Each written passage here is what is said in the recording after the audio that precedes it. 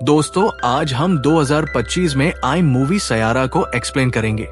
लेकिन आपने अगर इस मूवी को सिनेमा हॉल में नहीं देखा है तो प्लीज इस मूवी को एक बार हॉल में जरूर देखिएगा। और जो लोग इस मूवी को देख चुके हैं और स्टोरी को फिर से समझना चाहते हैं, उनके लिए इस वीडियो को शुरू करते हैं। कहानी की शुरुआत में हमें एक लड़की दिखाई जाती है जिसका नाम वाणी होता है। हम देखते हैं कि वाणी अपने बॉयफ्रेंड महेश का इंतजार कर रही होती है अपने परिवार के साथ। दरअसल दोस्तों, आज इनकी कोर्ट मैरिज होती है। वाणी एक बहुत ही अच्छी राइटर होती है। तभी उसे अपने बॉयफ्रेंड महेश अय्यर का फोन आता है। वो उसे बताता है कि वो अर्जेंटली सैन फ्रांसिस्को जा रहा है। वाणी को लगता है कि वह किसी काम से जा रहा है। वो कहती है, ठीक है, मैं हमारी शादी पोस्टपोन कर दूंगी। लेकिन वो बोलता है कि मैं अब शादी नहीं करूंगा। ये सुनते ही वाणी टूट जाती है। इस सदमे से वो बेहोश हो जाती है। तभी सीन चेंज होता है और हमें 6 महीने बाद की स्टोरी दिखाई जाती है। उस धोखे की वजह से वाणी डिप्रेशन में जा चुकी थी।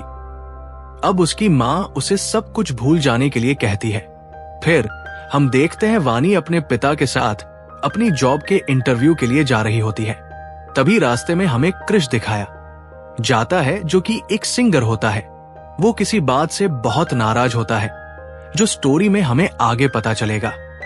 वाणी उस न्यूज एजेंसी में आ जाती है जहां उसका इंटरव्यू होता है। तभी वो अपने शूलेस बांधने के लिए अपनी डायरी को एक जगह पर रख देती है और हम देखते हैं कि क्रिश कपूर को, जो कि सिगरेट पी रहा होता है, वाणी को देखकर लगता है कि वो एक बिगड़ा हुआ लड़का है। वाणी अंदर चली जाती है, लेकिन क्रिश कपूर उसकी डायरी को देख लेता है। तभी हम देखते हैं वाणी का इंटरव्यू हो रहा होता है। वो लोग वाणी को इंटर्नशिप पर रख लेते हैं। तभी क्रिश कपूर उसे उसकी डायरी वापस करता है और कहता है, तुम काफी अच्छा लिखती हो। फिर जाकर वो उसके सीनियर एडिटर को बहुत मारता है। दरअसल दोस्तों, क्रिश अपने बैंड का लीड सिंगर होता है, मगर इस कंपनी का एडिटर उसका नाम काटकर किसी अमीर आदमी के बेटे का नाम छाप देता है, जिस वजह से वो बहुत गुस्सा होता है। वो वापस जाकर अपनी बैंड के लोगों से भी झगड़ा करना शुरू कर देता है। वो बोलता है कि तुम लोग पैसे वाले हो, लेकिन मैं भी टैलेंटेड हूं। और वो सब नाराज होकर वहां से चले जाते हैं और क्रिश से बोलते हैं, अकेले करके दिखा शो। फिर क्रिश कपूर हॉल के अंदर परफॉर्म करने जाता है और वो अकेले ही एक गाना गाता है। दरअसल दोस्तों, इस गाने के बोल उसने वाणी की डायरी से पढ़े थे और वो उन लाइनों को वहां पर गुनगुनाते हुए गाना गाना शुरू कर देता है, जो वहां के लोगों को बहुत अच्छा लगता है। दूसरी तरफ हमें वाणी को भी दिखाया जाता है, जो बारिश में भीग रही होती है और कोशिश कर रही है पुरानी बातों को भुलाने की। तभी क्रिश अपना कॉन्सर्ट खत्म करके अंदर आता है। पीछे से उसका दोस्त भी वापस आता है। उसके पास दरअसल दोस्तों, ये दोस्त क्रिश का बहुत ही लॉयल फ्रेंड है और ये जो अपने घर से पैसे अपनी पढ़ाई के लिए मांगता था, वो पैसे ये क्रिश के कॉन्सर्ट म्यूजिक एल्बम्स पर खर्च करता है। क्रिश इससे भी बहुत नाराज होता है। वो उसकी बात भी नहीं सुनता और एक बाथरूम में अंदर चला जाता है। इसके बाद क्रिश का दोस्त उस पर बहुत गुस्सा करता है और उसे छोड़कर जाने की धमकी देता है। तभी उसको अंदर से जोर जोर से कुछ गिरने की आवाज आती है।